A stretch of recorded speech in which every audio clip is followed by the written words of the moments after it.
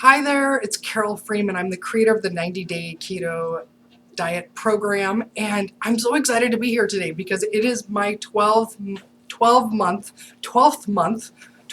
one whole year of being on a ketogenic diet.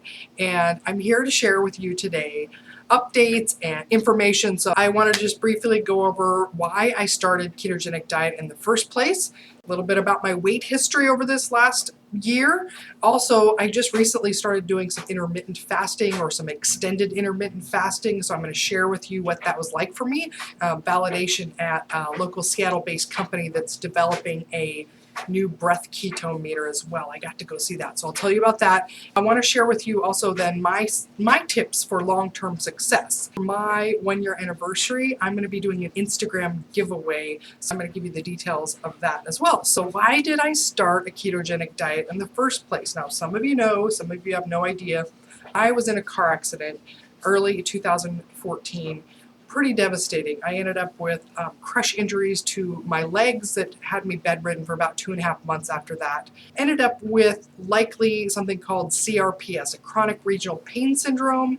It's something where you end up with severe swelling and chronic pain that's progressive, and it spreads to beyond the original site of the injury. Now, after about 8 months after the car accident, I was able to start going back to work. However, the swelling in my legs still was so severe that I couldn't sit without my legs elevated.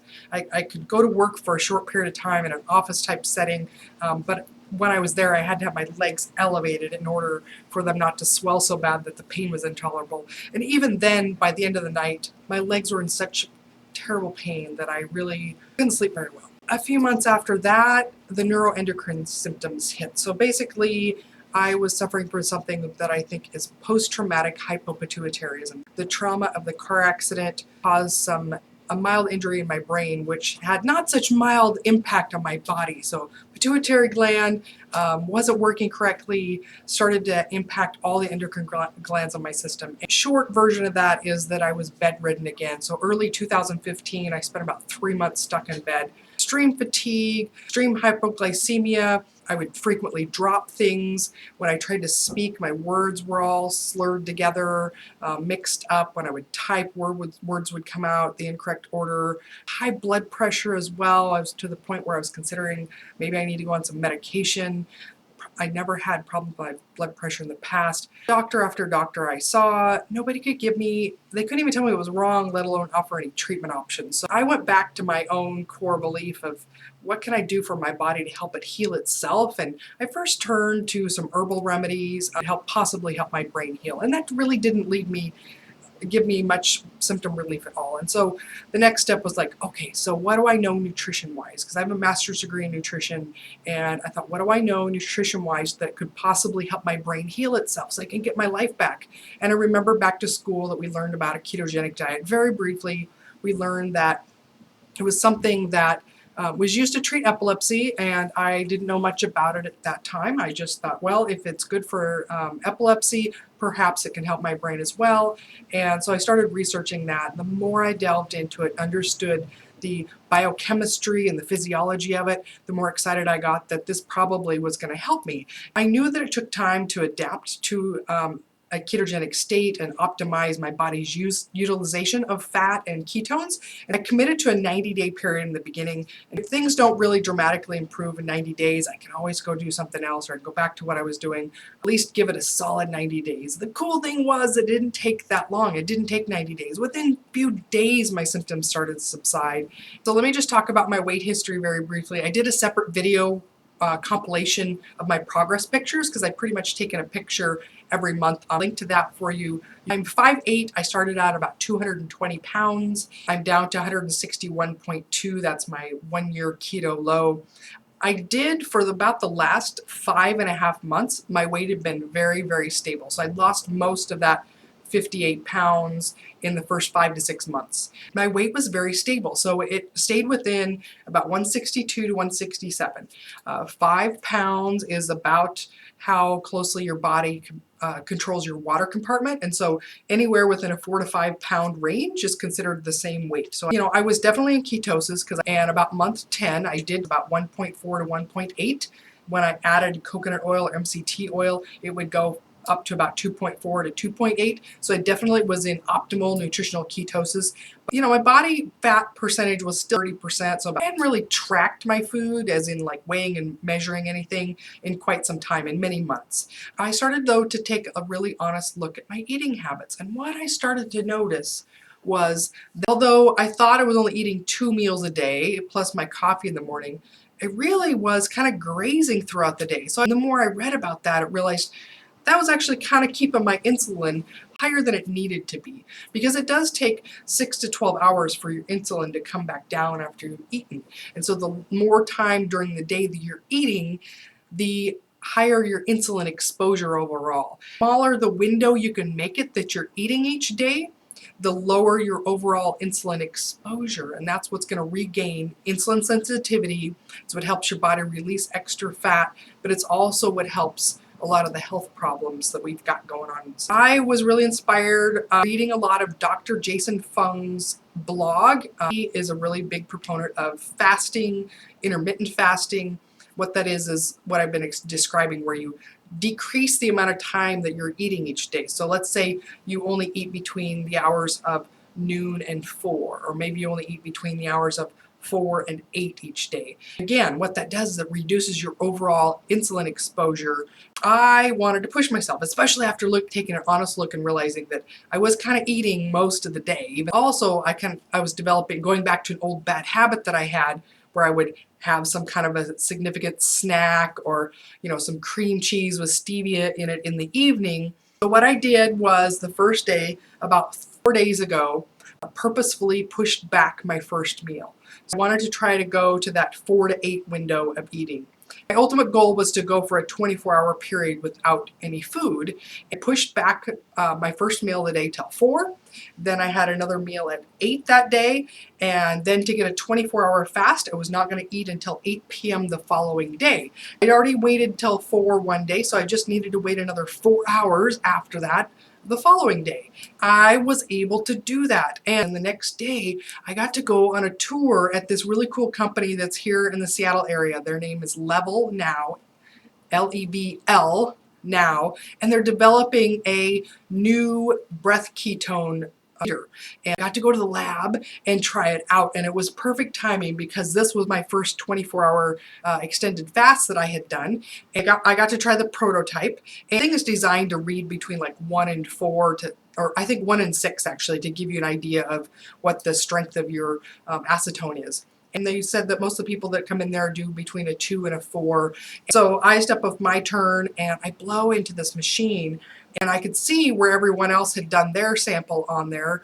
I blow into the machine and it just steadily climbs and steadily climbs, and I get up to 16 and it's just still climbing. They were just blown away. They had never seen a reading that high, and they're asking me like, "What are you doing?" I said, "Well, I just did my first extended 24-hour fast." And I said, "That's amazing. Like, you're definitely in fat burning mode." And I was pretty excited, because as I'd started even pushing back my meal time that first day, I wasn't eating any less calories. I was actually just decreasing the time that my body was exposed to insulin, right? Continuing on, so the next day I did the same thing, as I did another 24-hour fast by just going from dinner to dinner. I was able to reach a new keto low. So my body weight finally dropped below that window that it had been in for the last 5.5 months. So I owe it all to extended intermittent fasting. So I checked my blood ketone levels as well, because I hadn't done that yet during this intermittent fasting experiment I was doing.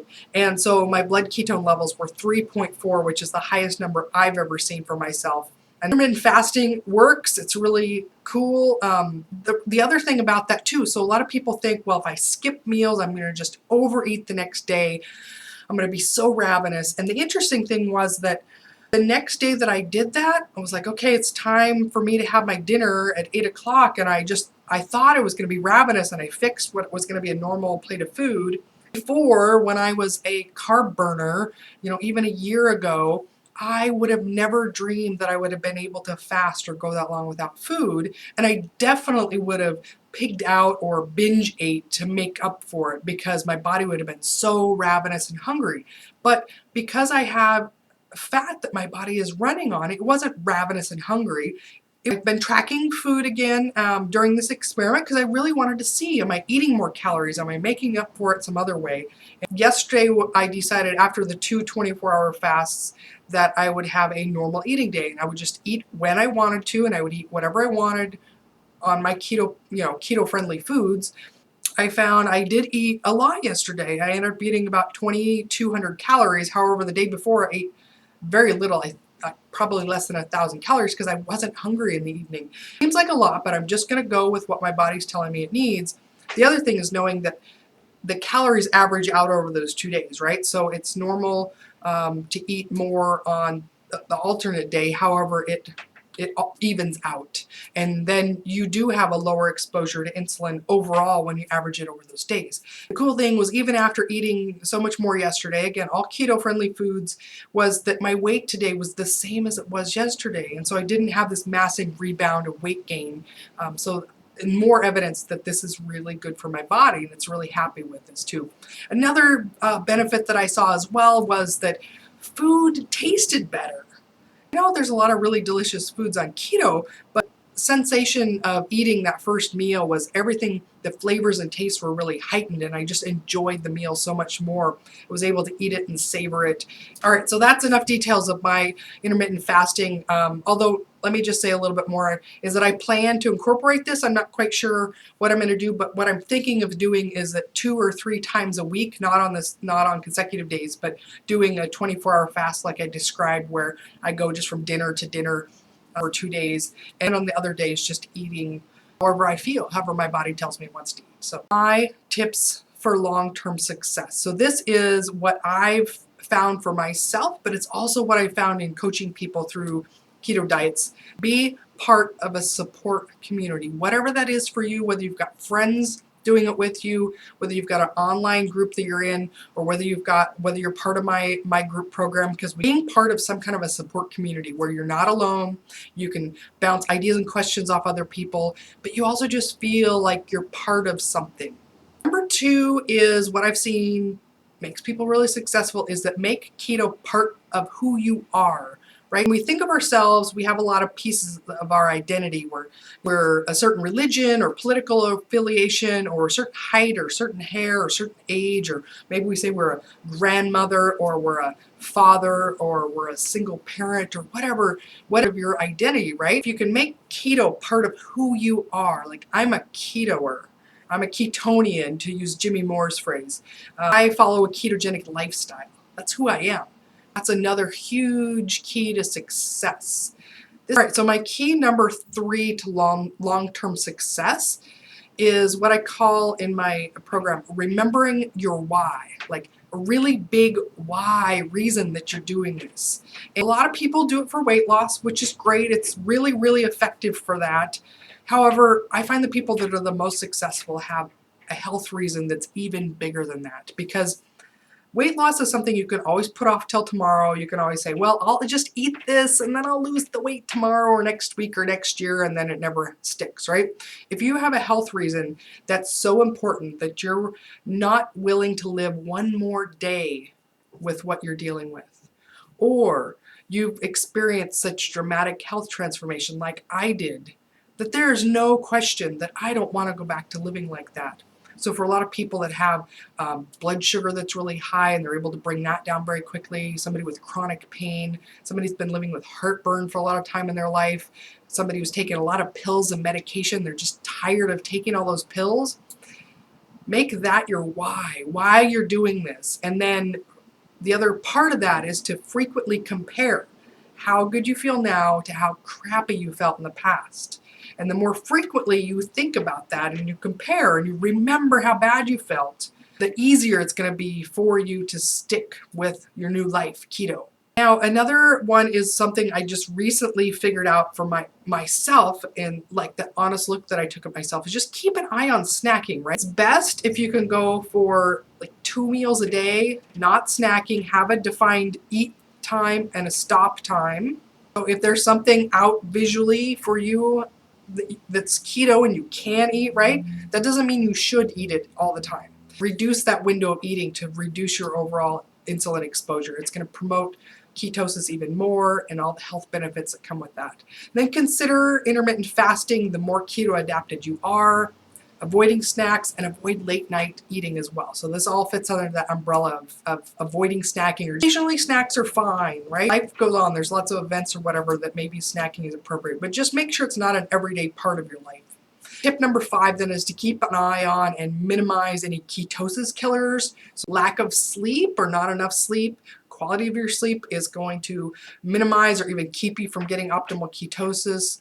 Stress as well. So if you have a very high stress life and you don't do anything to manage that stress, that can prevent weight loss. It can prevent all the benefits of ketosis.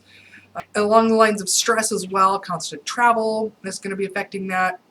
In order to minimize these ketosis killers is build in some kind of relaxation techniques into your day. So some kind of self-care, whether that's meditation or walking in nature or listening to relaxing music or getting a massage. Just do something consciously on a regular basis that reduces stress in your life.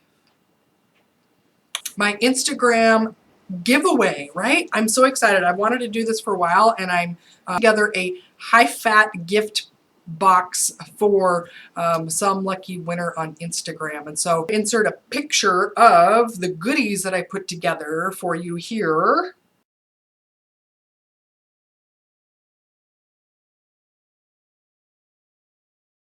For the details of the giveaway, go to my website. Here, the address for the giveaway details is going to be www.hypnoticnutrition.com/1-year-rules. I'll put that on the screen here too. One is spelled out ONE, 1-year rules. That's going to give you all the details of the Instagram giveaway. So if you want to get all those high-fat goodies. Thank you so much for watching. I'm so excited to be 1 year keto and not ready to give up at all. This is who I am. It's a part of who I am. I'm part of the community, and I feel fantastic, and I can't ever imagine going back to the way my life was before. So subscribe, give me a thumbs up if you like it, and I will see you real soon. Thanks for watching. Bye.